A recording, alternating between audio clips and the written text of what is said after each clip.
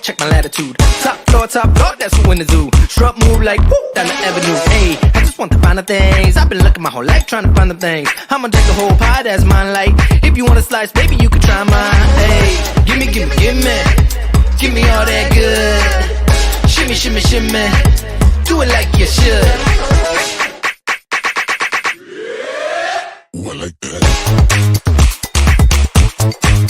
Ooh, I like that. You know I don't even gotta ask. I just want it all in a flash. Every time I keep coming back. Ooh, I like that. If you like it, then I love it. Put some extra on the next one. Got me hustling to the beat. So you all have been waiting for me to talk about my trip to Portugal, which was a last-minute trip. It was a last-minute trip. So I'm going to give you just some of the things that I did, some of the things that I learned, some of the misconceptions possibly about Portugal, and just some of my experiences when it comes to traveling and why traveling, I believe, is one of the most important educations one can have. And if you have young children, I implore you to encourage them to travel. I encourage you to travel with them so that when they start traveling on their own or traveling with their partners or friends, they are good travelers. And this world is not always the safest place. And I've learned that. But I've been very blessed and lucky that I haven't had anything happen to me. Thank God. But we also talk a little bit about my studio stuff after I came back and the jet lag of it all. Let's get into my soft landing in Portugal. Welcome back to the Kempire podcast. This is a podcast exclusive. You guys will hear about this first before seeing it. Of course, we're going to upload the visual version on the Kempire Radio YouTube channel, not the Kempire channel. So if you're not subscribed to the Kempire Radio YouTube channel, be sure to subscribe there and check out some of the other exclusive videos that you may have not seen from the podcast, but also some of my past interviews with people like Oprah Winfrey, Brandy, Music Soul Child, even Brian McKnight. All right, let me tell you a little bit about my trip to Portugal. Well, of course, I flew into Lisbon, which is the capital. Look, don't get me into getting anything wrong, but it's the main place, a major city that a lot of people fly into and spend time and live. And a lot of Americans have been moving to Lisbon, Portugal for a while now, especially after the Golden Visa. This Golden Visa really made it easy for foreigners to move, specifically Americans, to move to Portugal, and a lot of people have been. Shout out to the Facebook group Black in Portugal. I didn't even know about this Facebook group until I was in Portugal, and I met a few other Black and brown people in Portugal that told me about this is how I learned about certain things here in Portugal. Let me just lead you up to why I decided to go to Portugal on this last minute trip. So, as you know, I love to travel, so it's no surprise that I was traveling, okay? It was also a birthday trip. So originally, I have friends and family staying with me the last couple of months, and I really had no plans of traveling for my birthday like I did last year because I assumed that they would still be here during that time. But then I found out that they weren't going to be, and literally in just less than 2 weeks, I plotted and planned this trip. And if you follow me on YouTube, then you saw in our community tab, I was like, where would I want to go if I was going to plan an international trip? And normally I never give anyone a heads up in regards to where I'm going because, the world is a weird place. Look, Dr. Wendy Acefo, was posting that she was in Jamaica and having a good time. And she should be able to do that without worrying someone's going to go, rob her home, which is what happened. And we've seen this happen with other, public figures and things like that. But I don't even care about, even if I wasn't a public figure, this is something that I've done before, not tell people that I'm traveling because people are weird, okay? But anyways, but normally I don't share a lot of that information until I am, there or when I'm already back, those kinds of things. But sometimes it's hard, especially doing the job that I do. You're going to notice you're not in the studio. Where are you? And even for the first few days, I didn't tell anyone where I was. The very first few days, and not anyone, I mean our community, the public, friends and family knew where I was. Well, anyways, I started plotting and planning this trip, and I was considering so many different places. I considered Costa Rica. I considered going to Mexico because Mexico is such a quick, easy trip. But at the same time, I was like, it's so quick and easy, but the amount of money I'm going to spend in Mexico, I could spend towards this particular trip, even though I did see some really good prices. At some point, I need to do at least maybe like a long weekend in Mexico. And if I do, where should I go? I don't want to go to the touristy spots. I'm not that type of person. Like, I like the touristy spots for a little bit because you want to have both experiences, both the touristy and then like the real life. And that's what I really wanted to get from Lisbon. What is the real life of, people living in Lisbon or the surrounding areas? And there's still so much that I could have done that I didn't do while I was in Portugal. Like, I could have spent more time in Porto. I could have actually went to the Algarves in the south. I wanted to see more of that. I wanted to go to that small island that's not too far from Portugal. There's still so much more. And shout out to, my friends, shout out to Grace, shout out to a few of you gave me some really cool tips in regards to Portugal. But Grace gave me a whole itinerary. Shout out to Grace, because I know Grace listens to the podcast. Shout out to Grace. All right. And if you're not following Grace Report on YouTube, you should. Anyways, and on TikTok. So, what was I? 1 year older. No, my brain is working. Okay. The brain is working. I choose to remember what I want to remember and what I don't. Anyway, so I had a long list. See, I remembered. I had a long list of possible places, and that included Mexico, Costa Rica, South Africa. I know all of you are like, why didn't you go to South? I feel like with South Africa, I need more time. And also, we've been talking about possibly bringing the Kempire After Dark live show to South Africa. So part of me is sort of like, well, I probably will be going there for a live show. Do I want to do this impromptu trip now? I mean, it's not that I can't go back, but you know what I'm saying. But I also felt like I need to do a little bit more homework because I want to do safaris. I want to do a bunch of stuff when I go to South Africa. So Portugal just felt like, and it's always been on my list, Portugal. It just felt like an easier trip to do because I could plot and plan that a little bit quicker. And that's exactly what I did. And I felt like I was busy up until the day I left. Maybe the last day was one thing that I was just like, I wanted to do something and I didn't end up getting to do it. But other than that, I saw everything. I think the next time I go, I liked being in Lisbon. I know you'll see travel bloggers and things like that say, you can spend a few days in Lisbon, but you should definitely spend a lot more days in Porto. It really depends on your personality. What is exciting and great for one person is not going to be the same for other people. And based on my research on people that kept on saying, Porto's amazing. Porto, you should spend all of your time in Porto. And I was like, but why? What exactly about Porto is the reason why you're saying that? And a lot of them really never gave a definitive, it's a cute city. It's very, I definitely think you should go to Porto. And it's very easy to go to Porto from Lisbon to Porto by train and by bus, because there is no fast train. I learned a lot about Portuguese history and things like that while I was there. And I'm a history buff. I like learning about the culture, the past and the current, economic climate, political climate. And I learned a lot about that while I was in Portugal.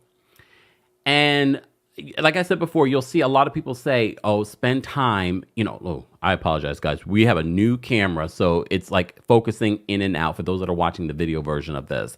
Apologies. Like, it's a new camera because, that was one of the things I discovered when I came back from my trip, that my old camera for the studio, all of a sudden there was some sort of issue. So bear with me as we figure out why it's doing what it's doing.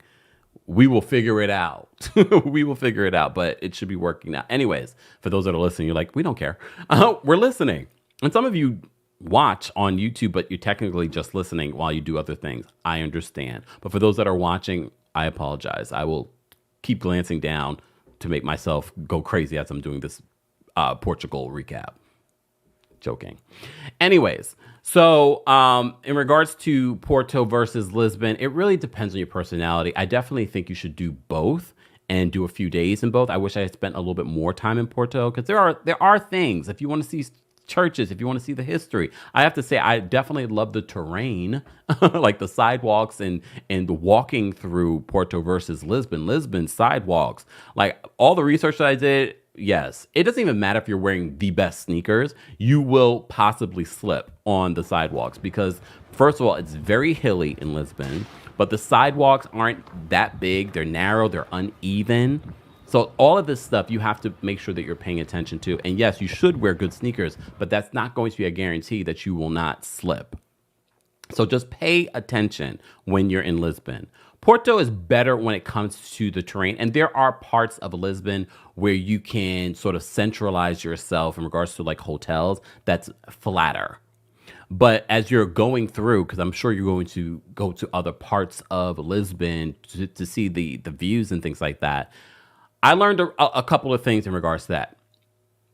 You don't need to do the tuk-tuks. I kept on saying, do I need to do a tuk-tuk? That's like a tourist trap, the tuk-tuks, okay? And being here in New York and being back in Times Square the other day, I was like, look at these tuk-tuks. I was like, it's a tourist trap. But if you want a way of just getting around the city and you want it to be easy, and let's say you're going this summer and it's hot. It was already hot when I got to Portugal, but then it cooled down in my second week. The first week was super hot. The second week was pretty fair. It was like spring-like weather. Okay, but still, like in the sun, it was hot. But by the time, if you're going this summer, it's going to be hot. But this is like their high season. I went at a good time. This is sort of like before their high season gets into effect. So just keep that in mind in regards to the terrain, the sidewalks, there are a lot of hills. But I did learn that there are elevators that can take you from point A to point B to point C. Like around the castle, there are elevators that a lot of tourists don't know about that you can take you to higher points. So keep that in mind. There's, of course, they have the tram 28. That's a famous thing.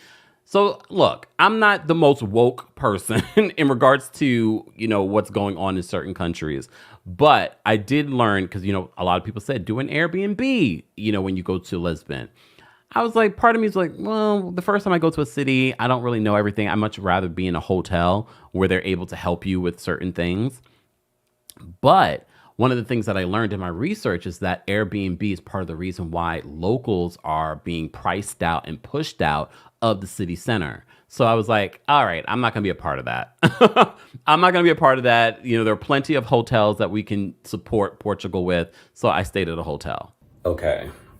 I've been in Lisbon for almost 4 days. I have now switched hotels. I apologize because I should be chronicling every single day, but a lot has happened, like good things, meeting great people. This is my hotel. I'll give you a tour in just a second. That's terrible lighting. I meant to bring my actual camera, my studio camera. However, I already pack very heavily. Okay, I already packed very heavily. I would show you my suitcases, but I already know all of you would judge me. So just understand, I already know that. I'm not going to, okay, I'll show it to you. Where am I going? Where am I going? But it's okay. I am here in Portugal, Lisbon, Portugal for 2 weeks, okay? So this is the Lumen Lisboa Hotel. I'm still working on my Portuguese pronunciation. Very modern hotel in comparison to the other hotel where I was staying.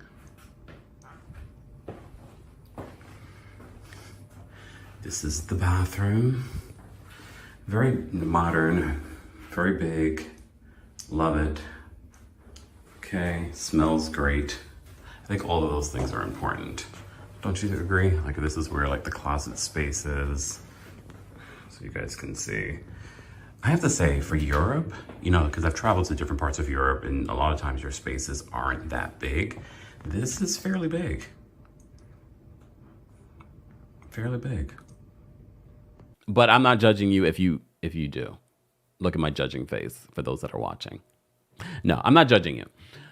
Other people, might be judging you, but I'm not. But we've seen that. We've seen that in other cities, and that is a big issue for Portugal. And this is why a lot of people are moving out of the city center or being pushed out of the city center. The same with the tram 28. The tram 28 is not technically, it's a form of transportation for the locals. Yes, a lot of tourists are on it. That's why it's always so jam-packed.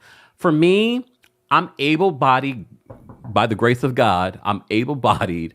So I was like, I didn't really need it. I mean, it's a nice ride throughout, Lisbon, but I much rather take a picture of it than be in it, because I also know that people that really do rely on it in Lisbon, like the locals, need it more than I do. So look, yes, there could have been a point I could have woke up early one day and done it and not interfered with the locals. It just wasn't that important to me. Maybe on the next trip, because I would definitely go back to Portugal. Because there are so many other parts of Portugal to see. And like I said, I want to go back. I want to go back and go to the south because the Algarves are supposed to be gorgeous. Anyways, so I've digressed a lot. But I've already given you some really cool tips. Okay. But again, shout out to Black in Portugal on Facebook. You can go join that group and you can get tips and things like that for the trip. I wish I had known about that beforehand, but I feel like I did okay without that information. Okay. Because I did my own Google schmoogles. Okay. And YouTubes. All right. Shout out to all the travel content creators on YouTube that were great sources for me. All right. So before I even left for Portugal, as I said to you before, I decided because it felt like it would be an easier transition, especially with the last minute of it all. Because like I said, this was a last minute birthday trip. So booked my trip. I was very happy with the prices. The prices were pretty good when I booked it. Mind you, this being 2 weeks before. Normally for an international trip, I personally normally book at least 6 months beforehand. But I didn't know 6 months beforehand that I could be going to Portugal because I had plans for family and friends to be staying with me. So then there was that. But I planned it and I was happy. I was very happy with the price. I was happy I was able to find hotels and things like that. But it was a challenge because I don't like having too many options because it's like, all right, so which one will I do? And are these comments true? Because some of the comments for certain hotels and things like that, I was like, well, will that bother me? Or is this too far from the city center?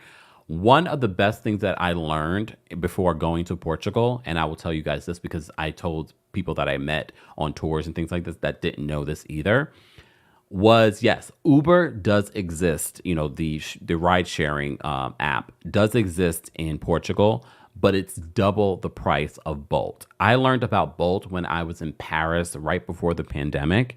And I already had it on my phone, but I learned from other content creators here on YouTube about how cheap Bolt is and ride sharing is in Portugal.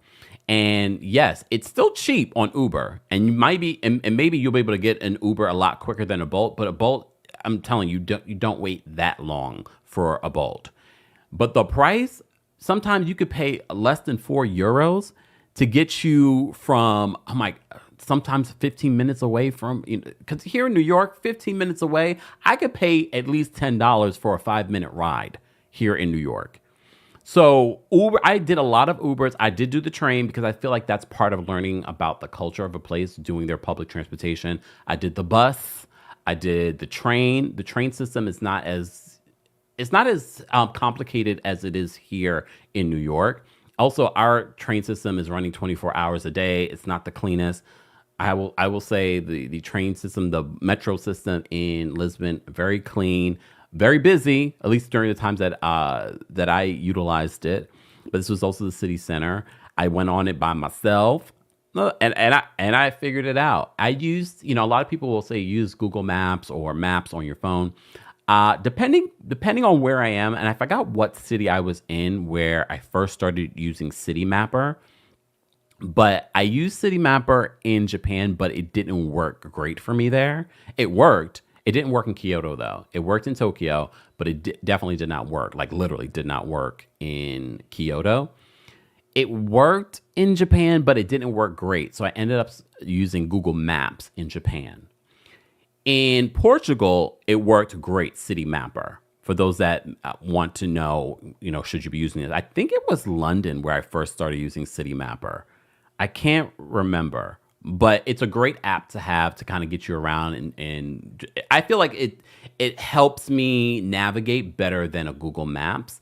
But I did find in Lisbon, City Mapper was great for me. All right. So I use that to walk around. I use that for the train, that kind of thing. And it really did help. It really did help. I'm giving you tips as they come to mind because this is going to be a long one in regards to my trip to Portugal. Okay. If you're listening to this, don't forget to give us a 5-star review on Apple Podcasts and on Spotify. If you're watching this, don't forget to like the video. Don't forget to subscribe to the Kempire Radio YouTube channel. And if you're not subscribed to my other channel, Kempire, be sure to subscribe there. So before we continue, I have to tell you guys about Factor meals because I love easy. Easy for me is always going to top anything. And I've tried so many different meal services for me that just didn't taste right, especially if it's pre-made. But Factor, and I even had some friends and family that were staying with me try it as well. So this is an opinion based off of not just my own, but family and friends. And look, nothing beats 2 minutes. 2 minutes for chef-crafted meals. So warmer, sunnier days are calling. Fuel up for them with Factor's no prep, no mess meals. Meet your wellness goals in time for summer thanks to the menu of chef-crafted meals with options like Calorie Smart, Protein Plus, and Keto. Factor's fresh, never frozen meals are dietitian approved and ready to eat in just 2 minutes. So no matter how busy you are, you'll always have time to enjoy nutritious, great tasting meals. As I had mentioned before, there are a variety of different meals to choose from, 35 different meals and more than 60 add-ons to choose from every single week. Summer's right around the corner, so there are options for those that are on a diet or a specific diet. Head on over to factormeals.com/Kempire50 and use code Kempire50 to get 50% off your first box plus 20% off your next month. That's code Kempire50 at factormeals.com/Kempire50 to get 50% off your first box, 20% off your next month while your subscription is still active. More details will be available in the description. Anyway, so back to our soft landing in Portugal. So I booked my ticket. Everything was seamless. Shout out to JFK. It was so busy that day when I was flying. The one thing that I noticed as soon as I was on the flight, I was like, there's quite a few older people. So I thought that was interesting, especially based off my research in regards to the terrain and things like that. But Portugal's a great place for eating. A lot of people are retiring in Portugal. So I noticed it. I'm paying attention to all these little things. And it could also just been my particular flight. And, it is, the height of starting to be the height of travel season. And I was like, there's quite a few older people on my flight. And I was thinking to myself, like, how are they going to be getting around Portugal and stuff? Well, they're probably bolting it or they're doing a tour. I did look at tours and things like that.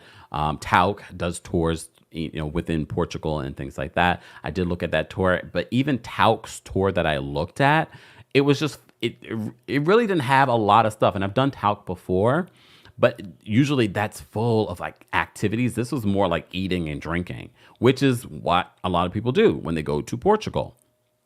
But there is a lot to do in Portugal, and I ended up finding that out for myself. Okay. And around Lisbon, there's a lot to do. In nearby areas near Lisbon, there's a lot to do.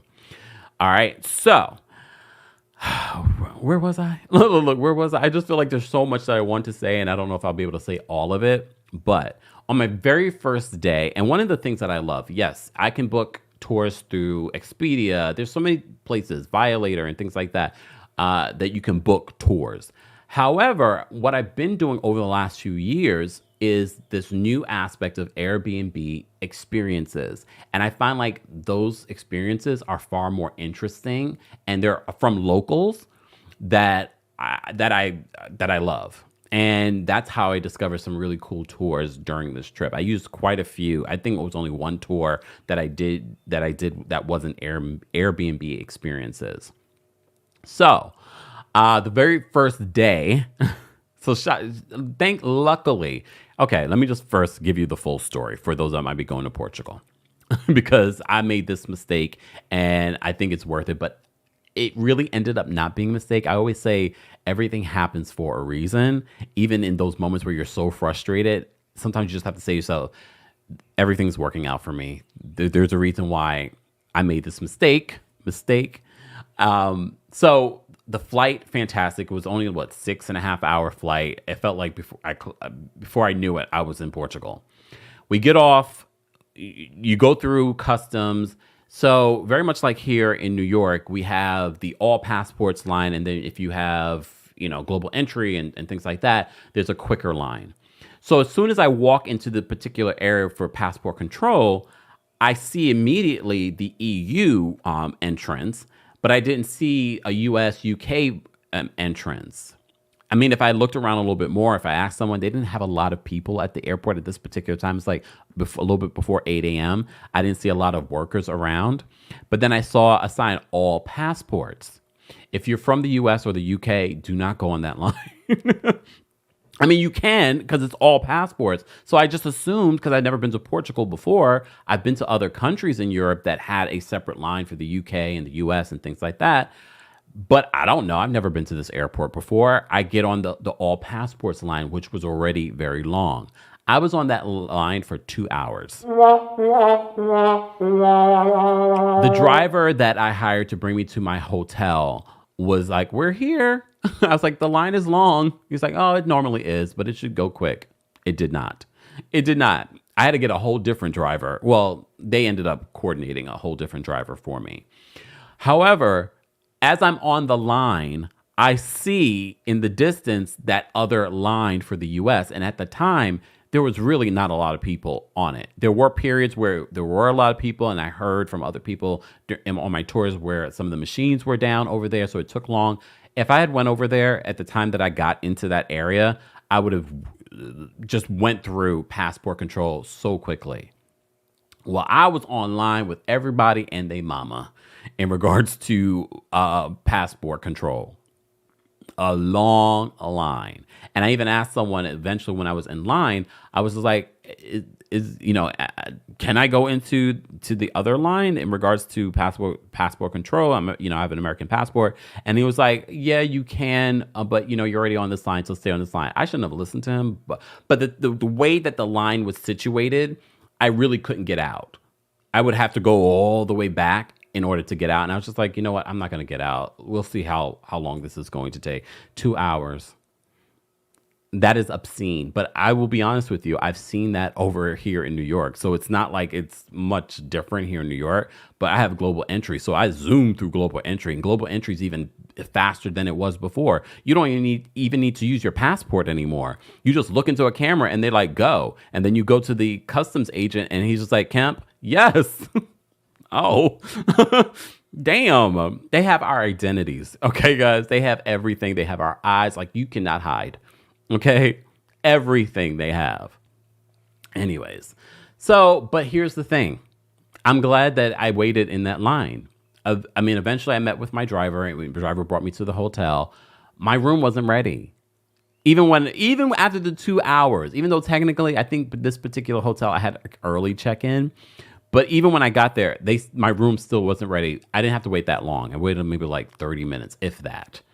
But can you imagine if I zoomed through customs? I would have had to wait maybe like 2 hours. Well, in all fairness, I could, like, if I rationalize it, well, I could have went out into the streets of Lisbon and explored and things like that. Well, off a 6-hour flight, you want to go into your hotel room, you want to relax a little bit, you want to, wash up and things like that. I say all that to say everything works out for a reason. Okay. That's the way I rationalize it. That's the way I made myself feel better for waiting in that line for 2 hours, even though I didn't have to.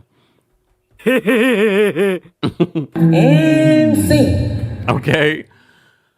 I say all that to say for any Americans or for those that are from the UK, I forgot what other, maybe Canada probably as well. There is a separate line where you have a digital passport for most of us. Again, this thing is doing, I don't know why it's doing that. I'm going to fix it, y'all, though. We're working it out.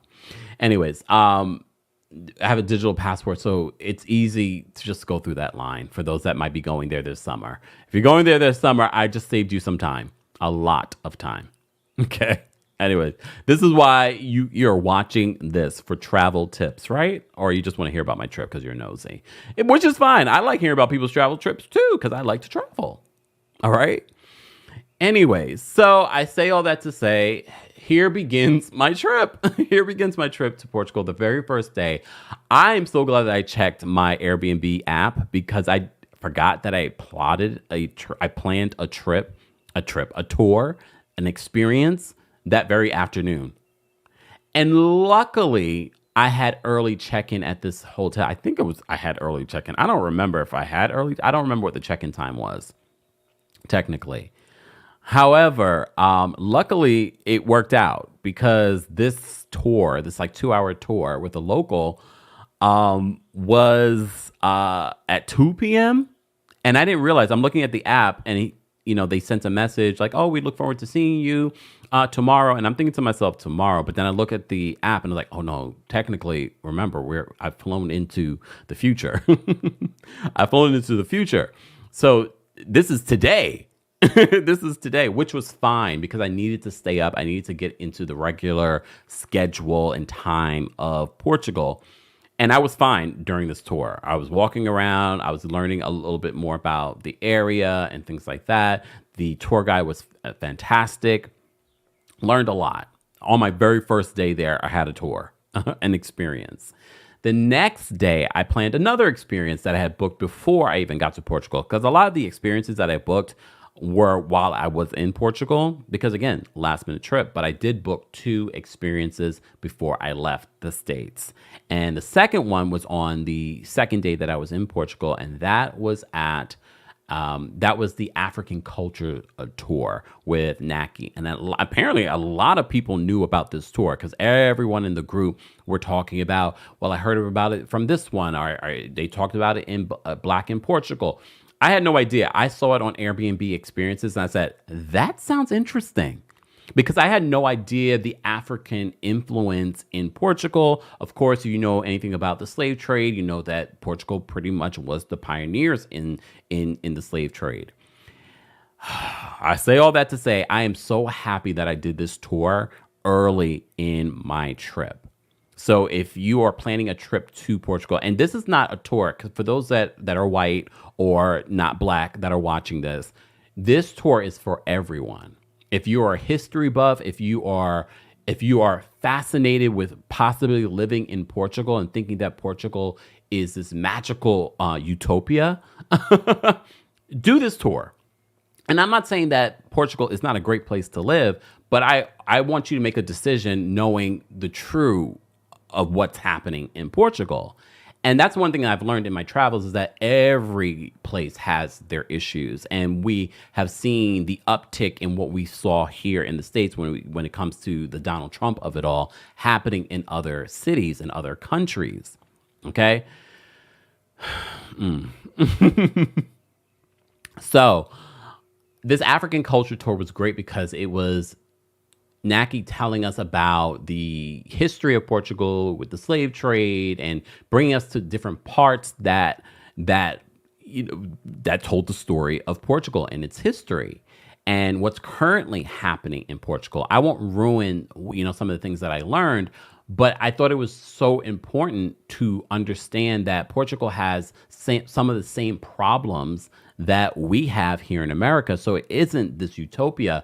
What happens, especially for Black Americans, that go to Portugal, you're treated differently in Portugal because you're American, not because, they treat Black people better there. Because he talks about how Africans are treated there. Oh, sidebar, on my first day, I was so proud of myself because sometimes, like, if you don't know where to eat, you lean in and you say, I'm just going to go to the McDonald's. No, I found this little spot not too far from my hotel. This African spot that served, they served a little mix of African, but also Portuguese food. It was like a tapas place right there in the city center. Oh, delicious. And I meant to go back, but I didn't end up going back. But shout out to Naki. Naki does give you a list of fabulous Black owned businesses to support while you're there. And he brings you to one of them at the end of the tour. And in that same Green Street, there is a couple of black-owned businesses there, including a Dutch one. You know how much I love Amsterdam. You know how much I love the Netherlands. So when I saw that, I was like, I'm coming back to go try that. And I did. I tried their French fries. Oh my God. And mind you, I think I'm sure I've had French fries when I've been to the Netherlands, but there's always these touristy spots where you can get those French fries and and I did do the French fries because I did a couple of food tours in Amsterdam. But these fries, this Dutch, it's right there on Green Street. And I don't remember the name of it, but you'll see the Dutch flags right outside of it. Go support. The owner was so lovely. So lovely. For me, yes, places can have great food, but if they don't have great service, that will take away from your experience. From the minute I walked in there, he was so fantastic. I even went back before I left just because of how fantastic it was. And the food, oh my God, I had, damn. Damn. But every time I see, especially, the Amsterdam influence, I've been to Amsterdam so many times. I've been to the Netherlands so many times. I loved seeing a little bit of, the Netherlands on this street. And it's black owned. I was like, I love this. I love this for me and my tummy because, I love to eat. All right. Anyways, let me see if I don't understand, y'all. I'm going to keep my fourth wall in. I don't know why. I'm going to have to make some adjustments. Look, this is a new camera. Again, for those that might be watching this, please bear with me. But those that are listening, you don't care. So we'll move on. So that African culture tour was amazing. I ended up meeting some fabulous people that day. One of the people on the tour actually says, hey, I'm subscribed to your YouTube channel. Mind you, I had sunglasses on. I'm thinking I'm incognito. Not that I needed to be, but I'm thinking, no one's going to recognize me here. And she's like, I'm subscribed to your YouTube channel. I was like, oh. So that was really cool. And then I ended up meeting other beautiful people on this tour. And some of us actually decided they were going to this black-owned restaurant called Soul Kitchen and Bar. It's not in the city center. It's a little bit further out, but it's still in Lisbon. I went there twice. But on my second day in Lisbon, went to this restaurant. The owner, again, made the experience so beautiful. It's such a great energy. We met another man there, another black man who had this really successful career, and he was looking for his soft landing, and he found it in Lisbon, Portugal. And he was talking to us. He even paid for our dinner. We didn't know it. We were getting ready to pay because I sat with these beautiful black ladies that were part of this African culture tour. All right. Mind you, the lady that was a subscriber of my YouTube channel, she ends up telling the group, oh, he's a big deal. I'm not a big deal. He's a big deal in the States, blah, blah, blah. So there was another lady that was sitting at another table at this restaurant, and she's just like, I knew it was him too. I'm a subscriber. I was just like, oh Lord, here we go. Which is funny because one of the ladies that I was sitting with, we all took a group picture together with the owner of Soul. So she's one of the ladies. I don't want to mention anyone's names because some people don't, probably don't want to be mentioned on our platforms.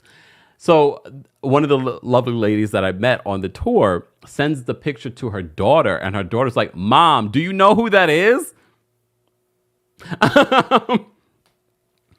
And so I'll see you guys in Atlanta. She's from Atlanta. So look, for me, this being my second night in Portugal, it was magical. And for me, anytime I travel, normally I have affirmations every single day. But I was setting the intention to meet incredible people, to have incredible experiences. And I've been very blessed every time I've traveled to have and to meet incredible people. I told you this about my Japan trip, lifelong friends, group chat. We still are kikiing. I was telling them a little bit about my Portugal trip. I met them on my first day, my first tour in Japan. Unfortunately, the young ladies that I met on my African culture tour in Portugal, they were literally already there for maybe a week or two, and some were leaving. So I didn't end up spending more time with them, but I was there for 2 more weeks. So Here we are. Here we are. But it was fantastic because normally the people like, are you going out to dinner with people you just met on the first day? Well, when you're traveling, yes, yes. And that's what we did. The food was incredible at Soul Kitchen and Bar. If you're in Portugal, if you live in Portugal and Lisbon, go check it out. Very good food, great owner. Again, that's where we met. I don't want to mention his name, but a black man who retired and now lives in Portugal, Lisbon, Portugal. And he was a big advocate for people to move. And one of the ladies that was with us, her whole point in coming to Lisbon, she's, testing out different places because she's looking for her soft landing. So I thought that was incredible. It did feel as if people were trying to get me to move to Portugal. It did feel that way. Anyways, I'm not moving to Portugal. I have a lot to do here in the States. I say all that to say, I went on to do more experiences. I did go to Sintra. Sintra is a big popular one. I'm sure when you're Googling and schmoogling tours and things that you want to do in Portugal, that will come up, especially if you're staying in Lisbon. That was a magical trip. There's so many options and so many tours. I don't think you can go wrong. I like the one that I did. We did not just the, Pina Palace. We did some other palace as well. I can't remember the name. I also don't want to mispronounce any of these names. But we did that tour. Where else did we do? We also went off to this cliff where you see the ocean. Gorgeous. I'm going to insert photos and things like that in the video version of this podcast episode of our soft landing in Portugal. All right. So I did quite a few different tours in regards to the Sintra tour I did. I did another tour that I don't hear a lot of people talk about. I can't recall the actual pronunciation of this name. It starts with an A. It's like Aridaba. I can't remember, but it was it's another place like 45 minutes outside of Lisbon. And we went to the beach. We went to a restaurant. We did a wine tasting. I actually got to see, inside this person's in this vineyard, which was really, really cool. Really, really cool in regards to just doing something different, outside of Lisbon. What other tours did I do? I did more stuff in Lisbon because one of the first things that I noticed while I was in Lisbon was the street art. And so I did a street art tour. When I was in London last year, I did a street art tour. When I was in Japan, I did a street art tour. I like art, and specifically street art. And there was a large amount of street art in Lisbon. And I loved doing that tour.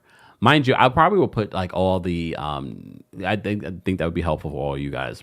Put all the tours that I did in the description just to make it easier for you. Okay? All right, just tell them Kempire sent you. Okay? They're probably like, who?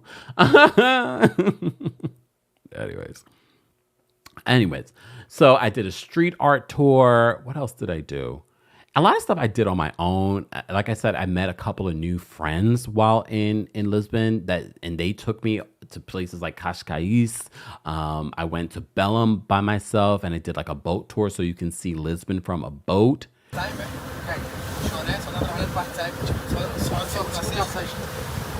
Back to our soft landing in Portugal. One of the things that a lot of you have been asking me to do is to do more travel blogging because I travel a lot.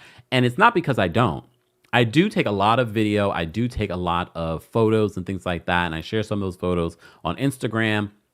However, it's really editing and pulling that together along with editing and pulling together and reporting on everything else that we do. So, and I haven't found the right editor that I can consistently collaborate with that will handle stuff like that. Maybe eventually I will. Maybe you are watching me right now. You never know. But that would definitely help greatly in regards to, for those that have been asking for travel blogs. But this is sort of like a travel vlog, sort of. I'm back here. I mean, I did take some video talking about my trip while I was there. But it is what it is. I still have a beautiful tan. For those that are watching the video version, this is a tan. I have a nice little goldenness to my skin. Even though I did notice that my skin went through it a little bit when it comes to reactions and pimples and things like that while I was in Portugal. And I don't know if that could be just from food, just out of your routine, not having all the products that I normally use for my skin. I don't know. So my skin was going through it a little bit while I was in Portugal. Not terribly, but it was going through it a little bit. And the first week in Portugal, it was very hot. And originally when I was booking this trip and looking at the weather, it wasn't hot. But then when the week before I was going, I said, let me check the weather again. And the weather was very hot. So I said, okay, now as someone that overpacks, I need to put in some like summer clothes. So I did a mix of that. But then the following week that I was still going to be in Portugal, it was going to be cold. Not cold, but like colder than the previous week, but very like, 60s, 70s. So yeah, I already travel overpack. It is what it is. I've just accepted this is who I am. And I need you guys to accept it as well. Okay. So anyway, so I did quite a few different Airbnb experiences, including, as I said, you were the Sintra day trip, which it was perfect. I also did a day trip to Porto because I was still on the fence. I wasn't sure whether or not I was going to do Porto. I did find a tour to go that will take you from Lisbon to Porto. You don't need to do it.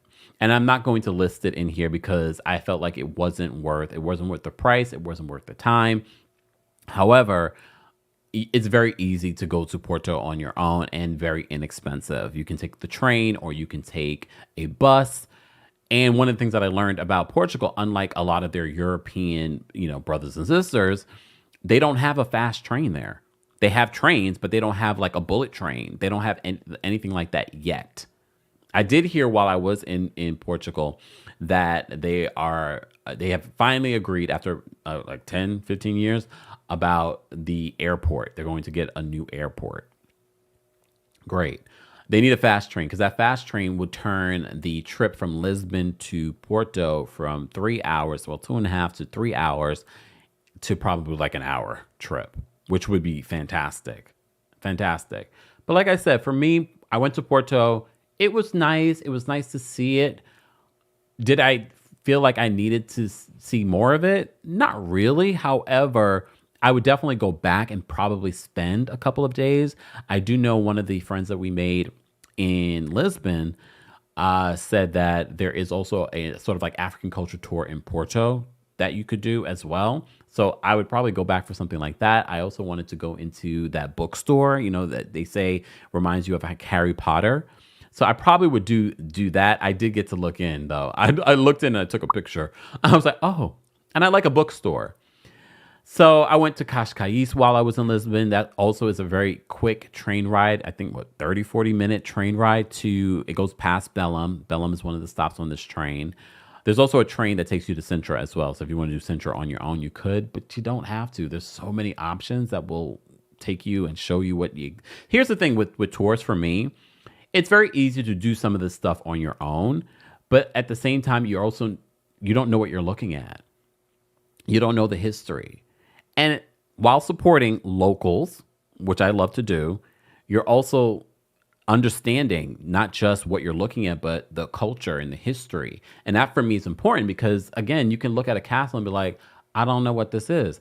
Sidebar, rewinding back to the African culture tour. After I learned some of the things that I learned, and I've been a big person, like when I go to countries and cities and things like that, I love going into mosques and churches and things like that. After realizing, and our educational system when it comes to slavery, which is still a battle, we see you, Florida, there's a lot of history that we don't know or understand. But after I got a deeper understanding the church's involvement in the slave trade, it was hard for me to go into some of the churches in Portugal after that. Not hard. It was sort of like I was not interested because you use this as a mechanism of brainwashing that still exists today. Oh, we could talk about that for a long time, but I don't want to ruin Naki's tour for you because for me, that was such an important aspect. I was like, wow. Like all of what, of what we consider a part of our lives and part of our religions and things like that, it was a part of manipulation. but this is not what you're here for. But I implore you, if you're going to Lisbon, to do the African culture tour, okay? And maybe I'll get Naki to come here on the podcast and we can have a conversation with him. But first of all, great storyteller. He's been doing this tour for many years at this point. It's a very popular tour. I was so grateful that it came up on the Airbnb experiences so I could do it. And I'm so glad that I did it at the beginning of my trip versus at the end. Especially because he gives you a list of restaurants to check out, Black-owned restaurants in Portugal. All right. What else? What else did I want to talk about? There's just so much. There's so much. Like I said, traveling is its own experience, and its own education. I'm so grateful that I've even decided years ago to start doing it, even without, friends. I think that's part of the reason why a lot of people want to see and do things, but they refuse to do it because they can't do it with someone else. And I get it. It's scary. And there are benefits to traveling with your loved ones. There's benefits to traveling with, your partner or your friends. But there are also downsides because, if you have a great travel partner, and I used to have a great travel partner, but she had to go get married. No, I'm playing. But that's the thing. Lives change.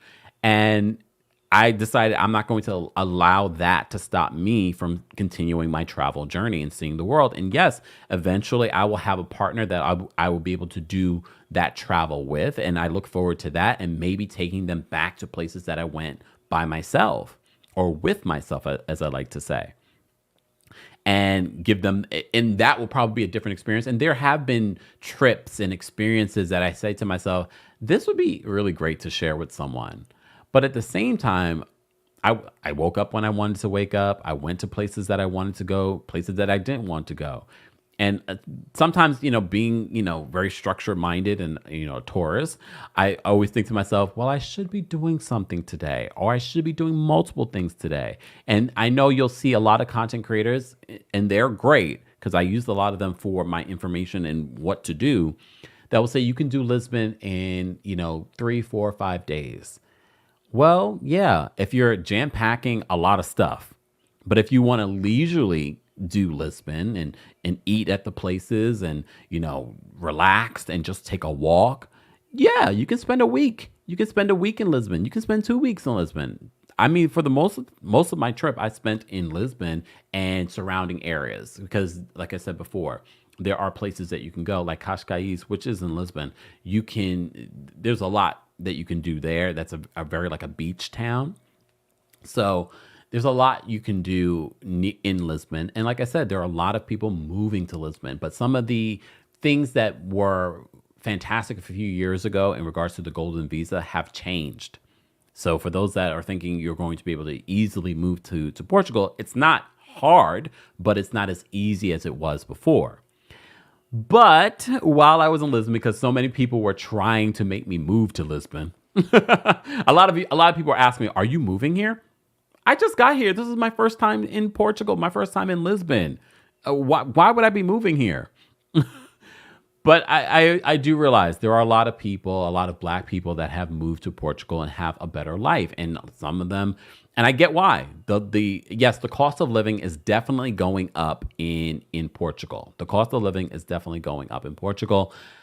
However, especially if you live in like a Los Angeles or New York and you're making a certain particular salary in those cities, you could do quite well in Portugal. So, of course, part of what I did, and I probably will insert it in the video version of this, I took a tour of an apartment in Portugal. Come on. I had to. And luckily, I met someone that could connect me with a real estate agent in Portugal. So I went and looked at an apartment. And let me tell you something. This 3-bedroom apartment was fantastic for 1,800 euros. And you're in the city center. And we had some balconies. I said, oh, I can have a balcony right off my bedroom. And it had some really amazing views. And this was only one apartment. If I really started looking, yes, it's still very hard to find, especially because it's become a popular destination for solo travelers and nomads and, things like that. So, yes, it could. But I have to say, I wasn't expecting a lot. I was like, well, this is one apartment. It might not be. I might not like it. And yes, Was it perfect? No. There were certain aspects of it. You know, I probably want certain things to be a little bit more modern. And I probably prefer like an elevator. But that's because I'm bougie. But I really did love the apartment. I did love the apartment. I said, could I live in Portugal?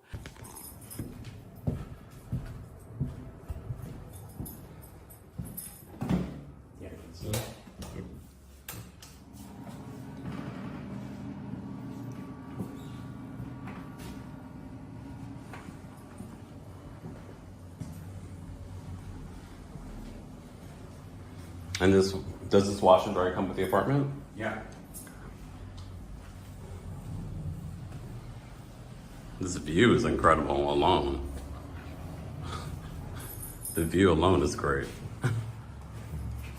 A small river there in the bridge. Oh.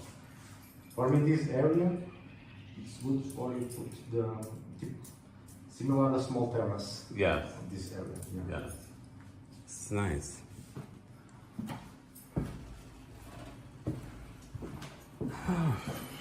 The size, this it's good. I mean, yeah, I don't think I could do too small. A one would be too small for me. Well, here's the thing. I would have to go back to Portugal a couple more times because you know how much I love the Netherlands. You know how much I love Japan. But even though I went to Japan for 2 weeks and I still love Japan. Could I live in Japan though? I don't know about that. I feel like we need to pay attention to how something makes us feel. I didn't get that feeling from Portugal. I didn't hate Portugal, but I didn't get the feeling of like, oh, I'm in love with Portugal. I need to live here right now. I didn't get that feeling. I could see why people retire there. Your money goes a long way there. You can have a very abundant life living there. And I say this now, 10 years from now, when I'm ready to retire, I might be like, like maybe Portugal. Also, I like the fact that in certain parts of Europe, it makes it easier for you to travel to other places. So I did go look at an apartment. It was a fabulous apartment, but I'm sure there are many fabulous apartments that aren't necessarily in the city center because I don't know if I would want to live in the city center. Some people like it because you're in the city, and especially if you're coming from a city, it might be a great option, especially for someone like me that's like, okay, I'm looking for my next place here in New York that I want to live. And New York is very expensive.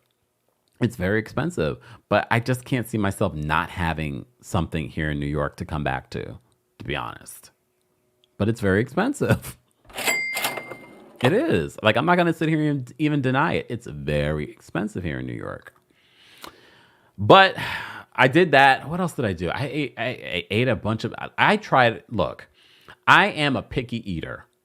And for those that know me, know that I am a picky eater. However, I will look past being a picky eater when I'm traveling, meaning that if I do a food tour, I'm going to try everything. And I did do a food tour while I was in Lisbon. And I tried everything. So as you know, Portugal is big on their fish and cod specifically. You know, for Jamaicans, we call it saltfish. So I like all that stuff. All right. There's a lot of cod being used in different things. And one of the tours that I did that takes you like 45 minutes out Lisbon was that Azeitao place. We went to a market where I saw like literal like sea bass, like the head of a sea bass. I was like, oh shoot. Like I'm gonna post all the video footage and the photos and things like that in the video version of this. So I saw a lot of that stuff there in regards to like the food and things like that. And I tried a lot of stuff. I tried a lot. Let me tell you something. I have not stopped talking about this. Shout out to the friends that I made while I was on this tour to Sintra. We went, it was like a small little town, like the old town in Sintra. And literally I found the best hot chocolate that I've ever had. Well, one of the best hot chocolates I ever had was in this particular town. I said that hot chocolate was delicious.